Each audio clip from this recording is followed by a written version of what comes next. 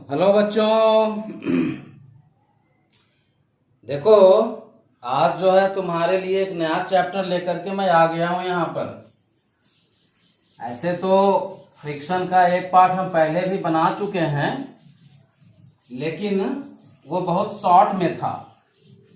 हम जो है यहाँ पर आपके लिए बिल्कुल विस्तार से एक लाए हुए हैं चैप्टर आपके लिए, जो कि बहुत ही अच्छे ढंग से आपको समझाया जाएगा, बताया जाएगा। ठीक है, तो आइए समझते हैं कि ये क्या है और इसको कैसे समझा जा सकता है। ठीक है ना, तो चलिए शुरू करते हैं। The name of the chapter is friction. As you all know that the name of the chapter is friction, and what I will tell to you, try to understand.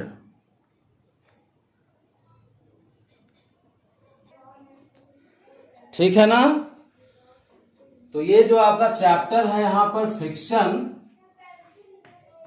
ये देखिए कितना इंपॉर्टेंट चैप्टर है भाई।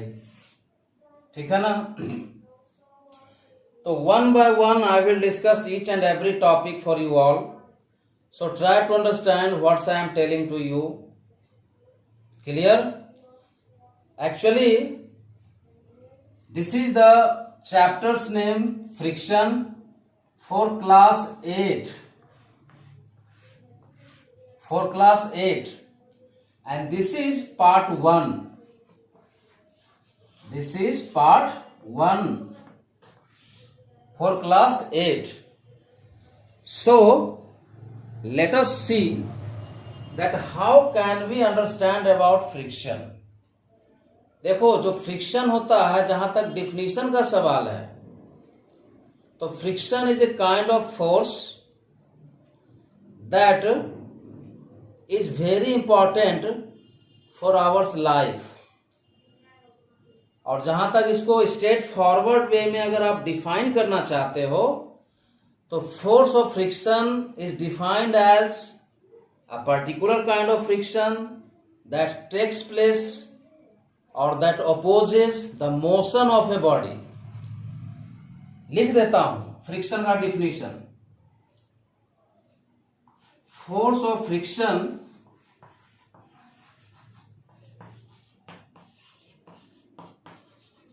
is defined as force of friction is defined as a force that opposes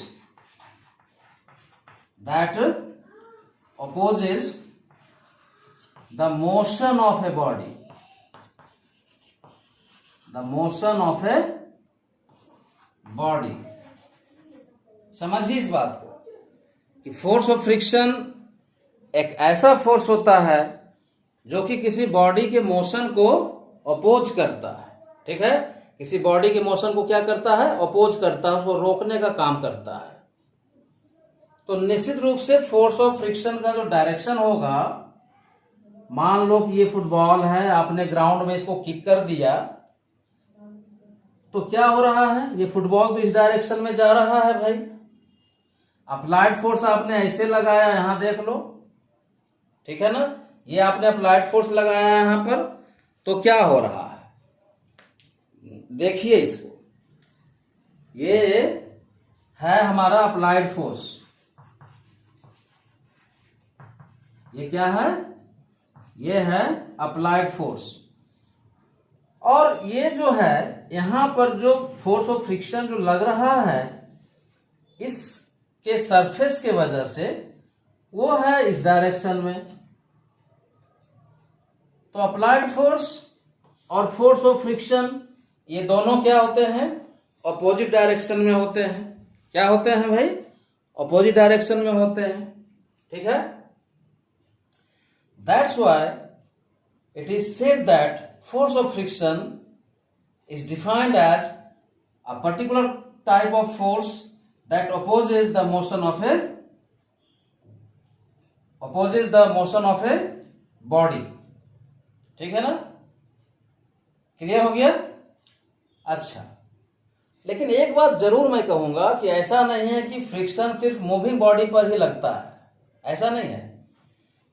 every body, जो कि दो body है, if suppose we have two objects, suppose we have two bodies, then there must be a force of friction in between them. चाहे वो force of friction बहुत छोटा हो, बहुत बड़ा हो, या जैसा भी हो, लेकिन फोर्स ऑफ फ्रिक्शन लगेगा जरूर। ठीक है, आप खड़े हो तो सरफेस और तुम्हारा जो सोल है उसके बीच में जो फोर्स ऑफ फ्रिक्शन है उसके वजह से, ठीक है ना। तो अच्छा, ये तो हो गया फ्रिक्शन का इंट्रोडक्शन। कॉज में क्या बोलेंगे देखते हैं।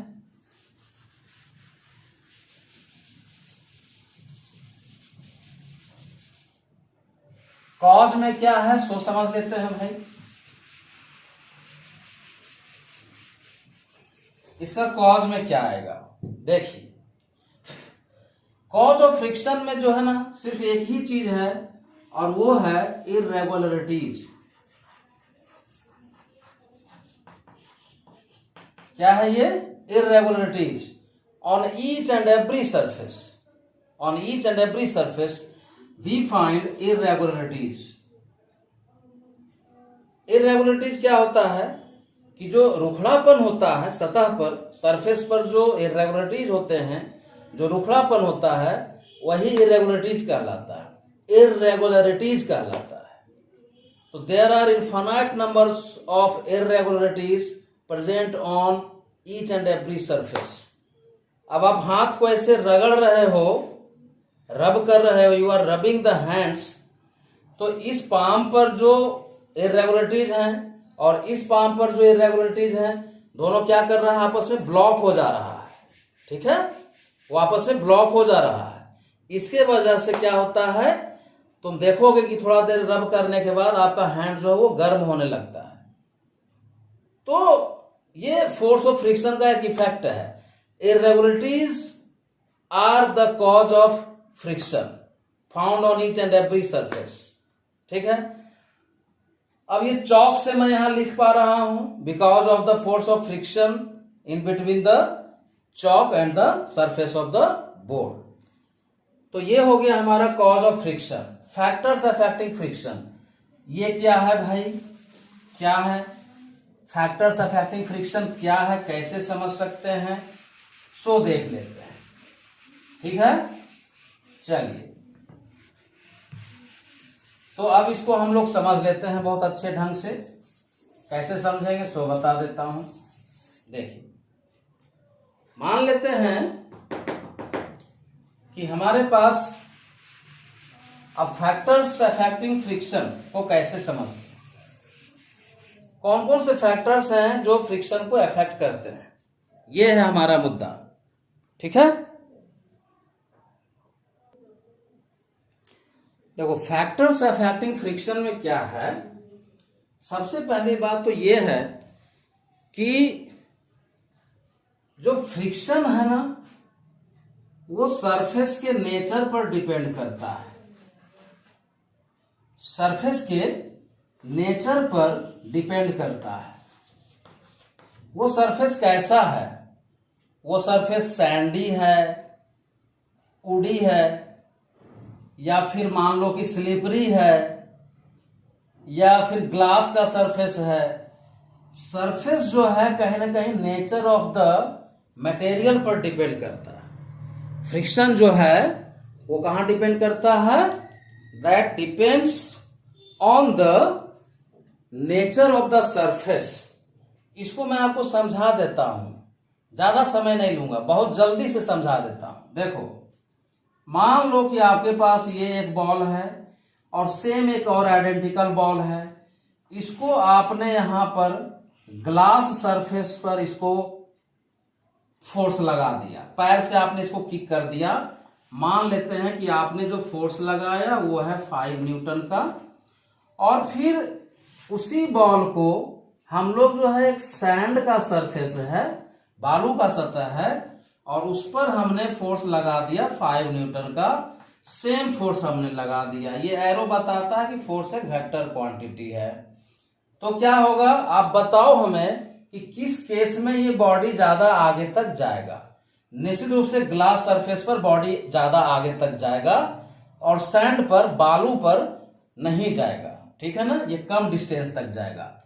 और इसका रीजन भी है, रीजन ये है कि भाई जो सैंड है वो क्या करेगा, इसको ज्यादा अपोज करेगा, है ना, फोर्स बराबर, यहां पर डिस्टेंस ट्रेवल्ड मोर, यहां पर डिस्टेंस ट्रेवल्ड लेस। तो सैंड जो है इसको ज्यादा अपोज करेगा, इसको जल्दी रोक देगा, और ग्लास जो है इसको कम अपोज करेगा, थोड़ा ज्यादा समय के बाद रोकेगा जरूर। Friction will act surely on each and every surface everywhere whenever two objects are physically in contact. Remember this thing. तो एक तो हो गया नेचर और एक हो गया फोर्स, कि आप कितना कॉन्ट्रैक्ट फोर्स उस पर लगा रहे हो, ठीक है ना, आपका फोर्स कैसा लग रहा है, ठीक है, कितना फोर्स लगा रहे हो।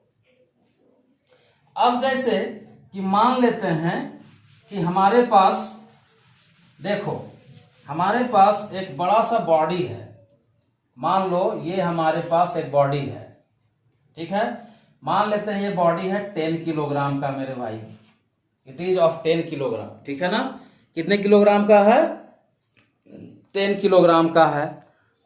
तो समझते हैं हम लोग अच्छे से इस चीज को। 10 किलोग्राम का है ये हमारा बॉडी, और मान लो कि आपने इस पर फोर्स लगाया, मान लो आपने लगाया 20 न्यूटन, क्या होगा, ये भी अपना एक फोर्स इस पर अपोज करेगा, ठीक है ना, बात समझिए। यहीं से static friction, sliding friction, rolling friction, ये सब का कॉन्सेप्ट शुरू हो जाता है इसी के वजह से, ठीक है ना। स्टैटिक फ्रिक्शन जो होता है वो वेरिएबल होता है, ठीक है, as long as body remains at rest, उसके बारे में हम अगले वीडियो में चर्चा करेंगे। Static friction, limiting friction, sliding friction and rolling friction, ये पूरा कॉन्सेप्ट मैं आपको छोटे छोटे वीडियो बना करके बहुत अच्छे ढंग से देने वाला हूं। आप बस मेरा वीडियो वॉच करते रहिए अच्छे से। मैथ्स का भी कॉन्सेप्ट मैं दे रहा हूं बच्चों को, आप मैथ्स का भी वीडियो देखिए, बहुत सुंदर ढंग से बनाया गया है। मैथ्स के कॉन्सेप्ट में आपको कहीं कोई समस्या हो, हमसे बात करिए, I will give its explanation. Clear है? देखो, तो एक तो हो गया नेचर, दूसरा हो गया क्या, कितना फोर्स हम लोग लगा रहे हैं, ठीक है। इस पर भी फ्रिक्शन या फैक्टर्स अफेक्टिंग फ्रिक्शन कह सकते हैं, डिपेंड करता है, ठीक है ना। इसको समझते हैं, कैसे समझ सकते हैं। मान लो कि ये 10 किलोग्राम का बॉडी है, आपने 20 न्यूटन का फोर्स तो लगा दिया भाई, लेकिन हो क्या रहा है कि बॉडी अभी भी मूव नहीं कर रही है, ये भी अपने तरफ से फोर्स लगा दिया, ठीक है। फोर्स को हम बढ़ा देते हैं, मान लो कि हम कर दिए 50 न्यूटन, अब क्या होगा, बॉडी मूव कर जाएगा, ठीक है। अब ये अपना जो इसकी इनर्सिया की वजह से जो बॉडी अभी तक रेस्ट में थी यहाँ पर ना, ये body, the body was initially at rest due to its inertia. Inertia जो है हर बॉडी का एक प्रॉपर्टी होता है, वो अभी आपको नहीं पढ़ना है, लेकिन जैसे ही फोर्स का वैल्यू बढ़ाए ये चलने लगा। इसका मतलब क्या कि फ्रिक्शन जो है एक लिमिट फोर्स तक ही सस्टेन कर रहा है। 10 न्यूटन लगाए, नहीं इधर उधर हुआ, और बढ़ा दिए 25, 30, नहीं, कुछ नहीं हो रहा है, 50 न्यूटन कर दिए, बढ़ जाएगा आगे, it will move towards, it will move forward. Clear है ना? तो आप समझिए इस बातों को। तो एक तो हो गया फैक्टर्स अफेक्टिंग फ्रिक्शन, और यहीं से फिर बाद में बातें आ जाती है स्टैटिक फ्रिक्शन की, लिमिटिंग फ्रिक्शन की और डिनामिक फ्रिक्शन की। तो डिनामिक में स्लाइडिंग और रोलिंग दोनों आता है, उसकी चर्चा हम लोग अगले वीडियो में करेंगे। यहां पर एक मैथमेटिकल कॉन्सेप्ट मैं दे देता हूं आपको, अगर आपको समझ में आ जाती है बातें तो बहुत अच्छी बात है, और नहीं भी समझ में आती है बातें तो कोई बात नहीं है। ये चूंकि थोड़ा सा हॉर्स टाइप का है, ये हायर स्टैंडर्ड है इसका, फिर भी कोशिश करते हैं समझने का, ठीक है। देखो, अगर आपके पास कोई बॉडी है ना, अगर आपके पास कोई बॉडी है तो क्या होता है बच्चों, उस पर जो है ना, मान लेते हैं कि ये एक बॉडी है, इसका मास m किलोग्राम है, और इस पर आपने फोर्स लगा दिया F, तो इस पर इसके सरफेस पर फोर्स लग जाएगा FF, जो कि हो जाता है फोर्स ऑफ फ्रिक्शन, जो कि क्या हो जाता है फोर्स ऑफ फ्रिक्शन। एक जो है इसका बॉडी के वजह से, बॉडी के मास के वजह से नीचे mg weight of the body लगता रहता है, और उसके अपोजिट डायरेक्शन में यहां पर एक नॉर्मल रिएक्शन R लगता रहता है, ठीक है ना।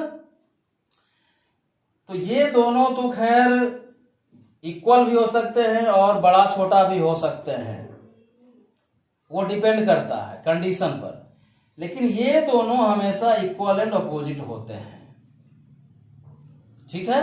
ये दोनों हमेशा इक्वल एंड अपोजिट होते हैं, ठीक है ना। ये क्या है, ये तो वेट ऑफ द बॉडी हो गया mg, mass into gravitational acceleration. अगर किसी बॉडी का मास मान लो कि 5 किलोग्राम है, तो उसका वेट कितना हो जाएगा मेरे भाई, उसका वेट हो जाएगा बच्चों mg, और वो हो जाता है 5 इंटू 10, स्मॉल जी का वैल्यू 10, ये हो गया 50 न्यूटन। तो अगर इसका वेट 50 न्यूटन है, तो इस R का वैल्यू भी, जिसको कि हम लोग नॉर्मल रिएक्शन कहते हैं, क्या कहते हैं, नॉर्मल रिएक्शन कहते हैं, ये भी जो है बहुत, वो क्या होता है, इक्वल हो जाता है, mg के इक्वल हो जाता है, ठीक है। तो कुल मिलाकर के हम लोगों को ये पता चलता है कि ये और ये बड़ा या छोटा कुछ भी हो सकता है, बट ये दोनों हमेशा इक्वल एंड अपोजिट होंगे। ये दोनों अपोजिट होंगे लेकिन इक्वल होंगे ये जरूरी नहीं है, ठीक है ना। ये इक्वल नहीं भी हो सकते हैं, अपोजिट होंगे, इक्वल नहीं भी हो सकते हैं, और मैक्सिमम केस में इक्वल नहीं ही होता है। लेकिन ये दोनों अपोजिट तो है लेकिन इक्वल भी है, तो हम लोग लिख भी सकते हैं कि R इक्वल टू mg, ये लिखा जा सकता है। अच्छा देखो बच्चों, एक बात मैं बता देता हूं कि एक एक्सपेरिमेंटल वेरिफिकेशन है कि force of friction is directly proportional to normal reaction, और होगा भी, ठीक है ना। क्यों होगा कि ये जो नॉर्मल रिएक्शन है, जो जिसका वैल्यू mg ही होता है, यहां देखो बहुत बड़ा एप्लीकेशन है ये, और इसके नेचर ऑफ द सरफेस पर बहुत ज्यादा न्यूमेरिकल्स इस पर बनता है। कॉफिशिएंट ऑफ फ्रिक्शन इससे निकल जाता है किसी भी सरफेस का।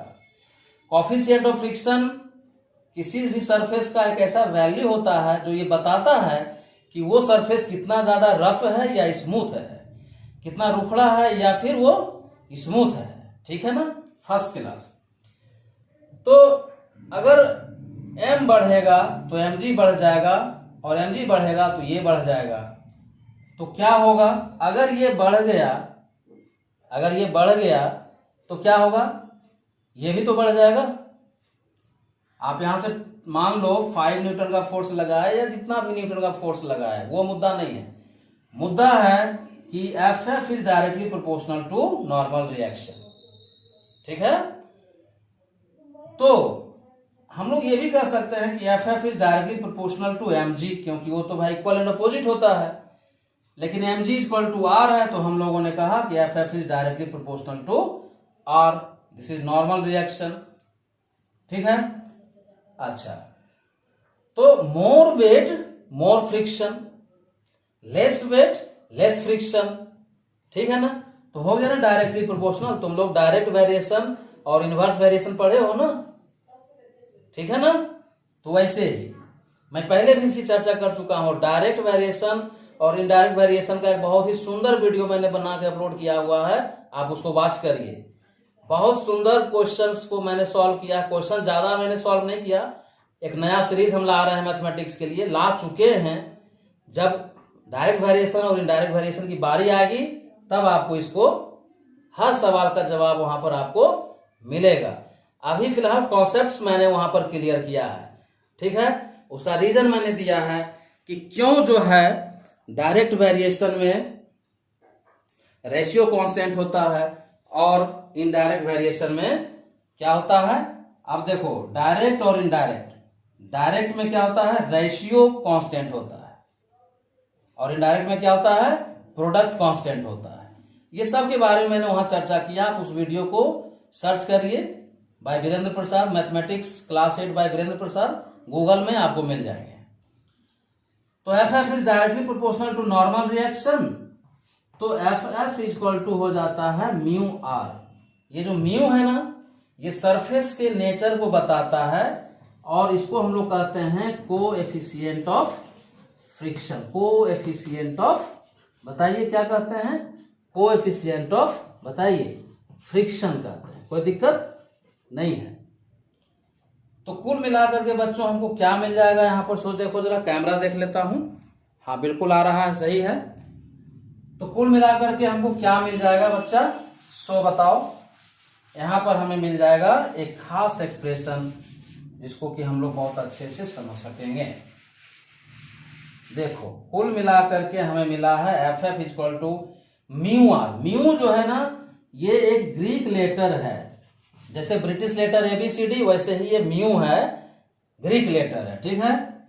तो म्यू इक्वल टू क्या होगा बच्चा? F F by R. F F by R. तो ये एफ एफ क्या है? फोर्स ऑफ फ्रिक्शन है। फोर्स इक्वल टू क्या होता है? Mass into acceleration. और ये आर इक्वल टू मैंने यहां क्या लिखा था उस समय? mg। तो देखो बच्चा, m और m कट गया और म्यू इक्वल टू हो गया a डिवाइडेड बाय g। तो a इक्वल टू क्या मिला? म्यू इंटू जी, ठीक है ना। आप इस फॉर्मूला से किसी भी बॉडी का एक्सेलरेशन किसी खास नेचर पर कैसा होगा ये निकाल सकते हो। ये इसकी विशेषता है, ठीक है ना। किसी खास सरफेस पर उसका म्यू का वैल्यू दिया रहेगा। 5 न्यूटन के फोर्स लगाने से क्या होगा, थोड़ा सा समझा ही देता हूं, समझ लो। मान लेते हैं, ये माना गया है, ये एग्जैक्ट डाटा नहीं है, दिस इज सपोज्ड, ठीक है ना।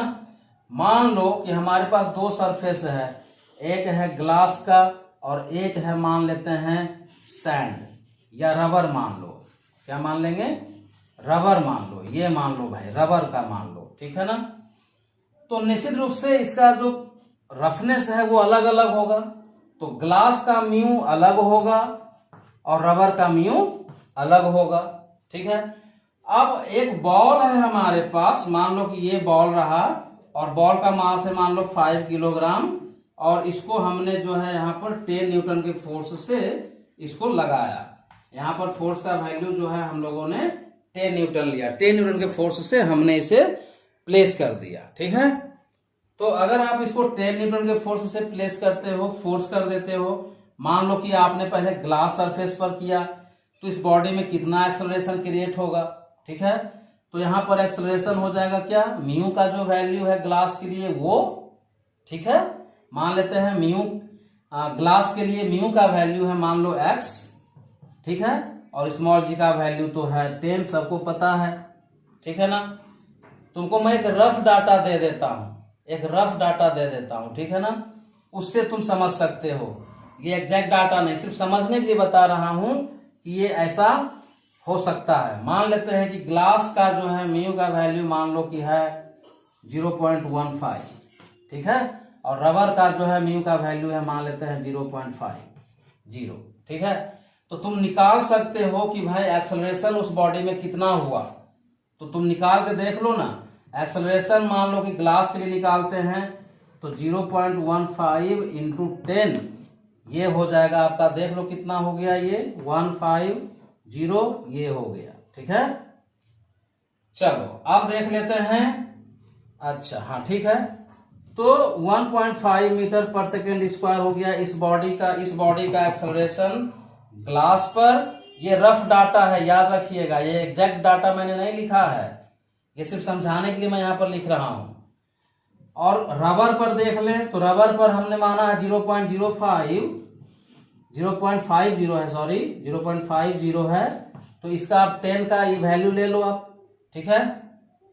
देखो होगा क्या, ये रबर है, ज्यादा रफ होगा ना ग्लास की अपेक्षा, इसलिए मैंने इसका कोएफिशिएंट ऑफ फ्रिक्शन ज्यादा लिया है इसकी अपेक्षा। तो देख लेते हैं क्या आता है भाई, इसमें एक्सेलरेशन क्या आ जा रहा है, सो देख लेते हैं, ठीक है। यहां पर एक्सेलरेशन इस तरह से आ जा रहा है, ठीक है ना। इसको समझ लेते हैं अच्छे से थोड़ा सा। तो देखो बच्चों, ऐसा है कि ये जो मामला हमने जो यहाँ पर आपको एग्जाम्पल दिया, एक तो सबसे पहली बात है कि ये एग्जैक्ट डाटा हमने नहीं लिया है, ठीक है ना। एक तो हमने यहाँ पर ये एग्जैक्ट डाटा नहीं लिया है, सिर्फ समझाने के लिए मैंने एक रफ डाटा ले लिया, ठीक है। ग्लास का मान लिया मैंने इतना और रबर का मान लिया मैंने इतना, ठीक है। और सबसे बड़ी बात है कि जब आप कोएफिशिएंट ऑफ फ्रिक्शन की बात एकदम एग्जैक्ट वे में करोगे, जो आपको हायर क्लासेस में पढ़ना है, तो वहां पर इसका भी नेचर पर डिपेंड करेगा कि ये जो है बॉल ग्लास का है तो ग्लास सरफेस पर कैसा, किस तरह से वो ब्लॉक करेगा। अगर ये रबर का है तो रबर सरफेस पर कैसा, किस तरह से ब्लॉक करेगा।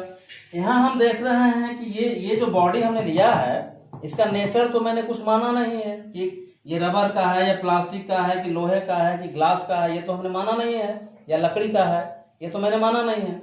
लेकिन जो कुछ भी है उसको मैंने एक बार ग्लास पर चला लिया, एक बार रबर पर चला लिया, हमने एक कांस्टेंट फोर्स लगा के देख लिया इन दोनों सरफेसेस पर। ये सिर्फ समझने के लिए बता रहा हूं, ये एग्जैक्ट डाटा नहीं है, सिर्फ समझने के लिए बता रहा हूं। आप इसको एग्जैक्ट डाटा लेकर के भी समझ सकते हो, ठीक है ना।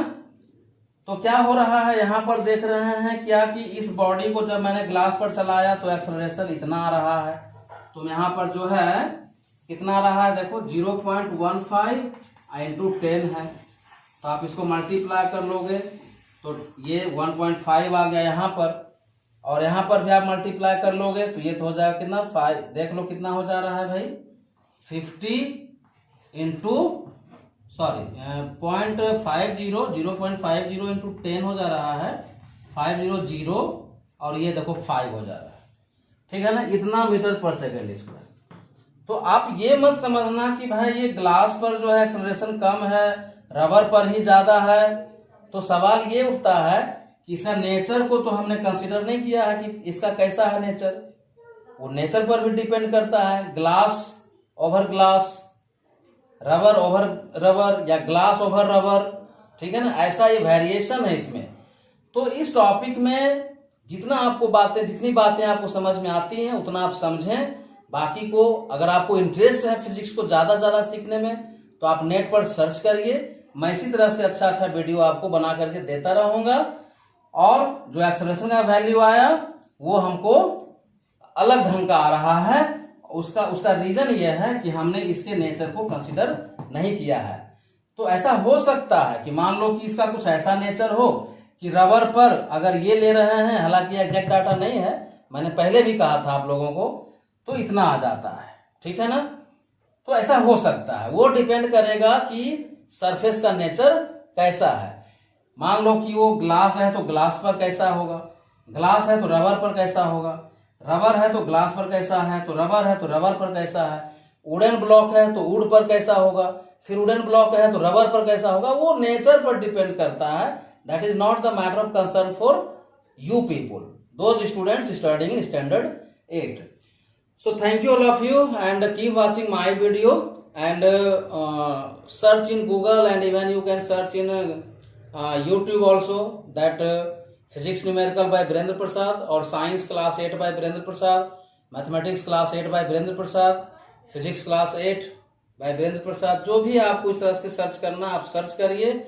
आपको 6 to 10 का, आपको 6 to 8 का मैथ्स और साइंस मिल रहा है यहाँ पर, और 9 to 12 का मिल रहा है फिजिक्स और मैथमेटिक्स। तो I hope that you will achieve very good marks in the coming examination, and I wish and I am living with these words to this video. So thank you all of you. Shortly I will have another video for you from these all the topics, very technical topics these all are. So keep watching my video. A lot of thanks to you all. Thank you.